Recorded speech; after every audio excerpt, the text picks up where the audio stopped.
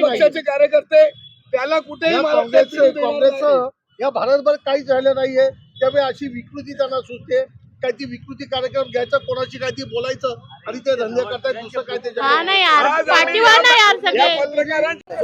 मुळातच ही काँग्रेस ही संस्कृती आहे ना, ही महिलांच्या विरोधात नेहमी अपशब्द बोलत असते।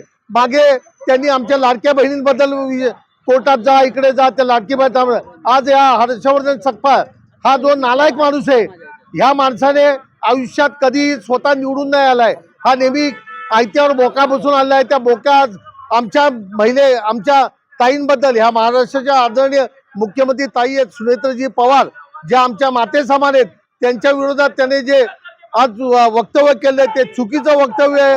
हे वक्तव्य महिलेच्या विरोधात आहे।